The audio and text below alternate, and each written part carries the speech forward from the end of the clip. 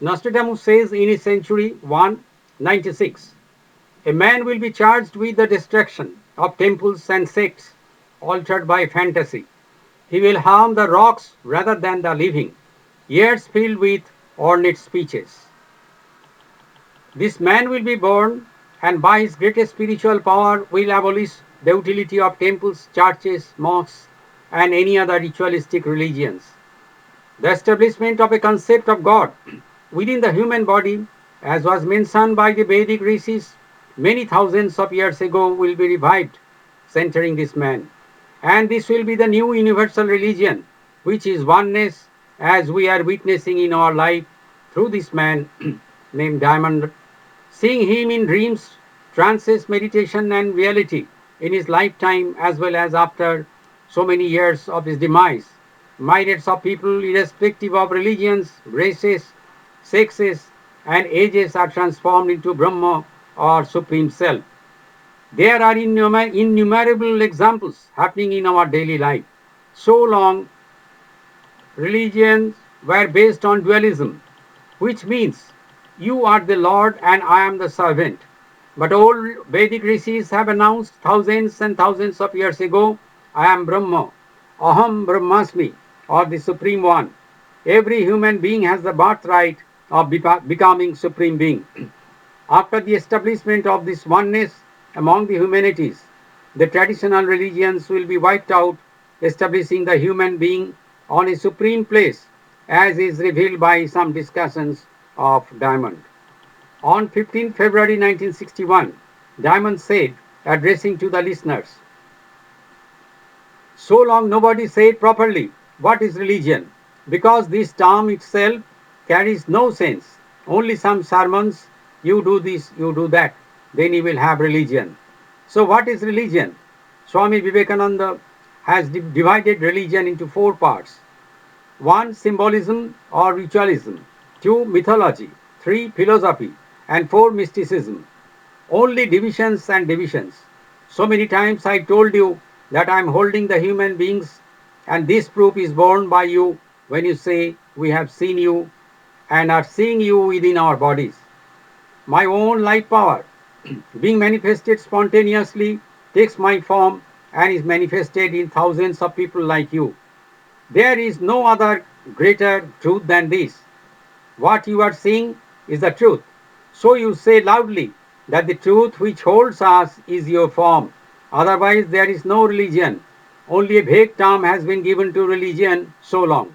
And why should we call a vague term as religion? Say, it is the spontaneous revelation of life power in a human body. I, therefore, eradicated the term religion. Otherwise, taking the opportunity of the term religion, everyone will worship dead, keeping the human being dead. Now the time has come.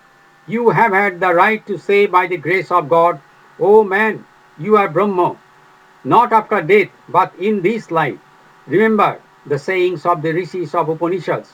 Those who worship others without himself have animal passions. Just imagine how many thousands of years ago they made these comments. And you are the blessed persons who are carrying the same truth given by those rishis. Nostradamus comments that he will harm the rocks than the living, which means all the idol worshipping will be abolished, as is clear from Diamond's version on 24 June 1958. All the traditional religions will be wiped out one day. Why? Hindus have come here, they have seen me in dreams. Muslims have come here, they have seen me in dreams. Christians, Parsis have come here, all of them have seen me in dreams. What does it prove? Vedas have mentioned, he is one, many say this. So I am one, but at the same time have become many. Now what we are seeing, many have become one. Vedas have said about many, but here oneness is established. Now the question is, how many Param Brahma are there? By illusion, one seems many, but actually there exists only one. See, even Vedas were against idol worshipping. Quran also said the same thing. Now what is the drawback of idol worship? Those who worship idols never get the sense that God is within the human body. By offering flowers at the feet of idols, the man is deceiving himself, deceiving the whole world. Flowers symbolize brain cells. Those who can sprout them to godhood is true to saints. They offer flowers to the feet of God within themselves. See my life. Being born in Hindu family, I could never offer any flower at the feet of Sri Ramakrishna. I have never read any Hindu religious books except Gospel of Sri Ramakrishna. Though I was a very voracious reader of histories, novels and dramas in English and extensively read European literatures. I was a reading man. I know 10,000 years history. Seeing these Upanishads in the self, don't think that I have read this throughout my life. Why those books are here? In Astabhakra Samhita, it is written that after completion of austerity, those books should be corroborated. See, what Vedas could not say, Astabhakra Samhita has mentioned about the phenomenon happening here, though they could not say about the cause behind it.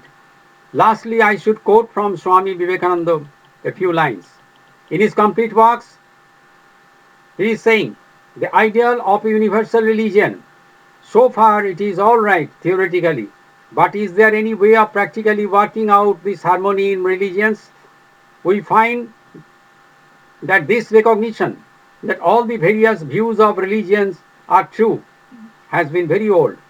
Hundreds of attempts have been made in India, in Alexandria, in Europe, in China, in Japan, in Tibet, and lastly in America, to formulate a harmonious religious creed, to make all religions come together in love.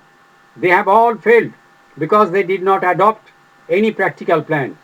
Many have admitted that all the religions of the world are right, but they show no practical way of bringing them together so as to enable each of them to maintain its own individuality in the conflux. That plan alone is practical, which does not destroy the individuality of any man in religion and at the same time shows him a point of union with all others. This point is diamonds form what we have witnessed and still are witnessing in our lives.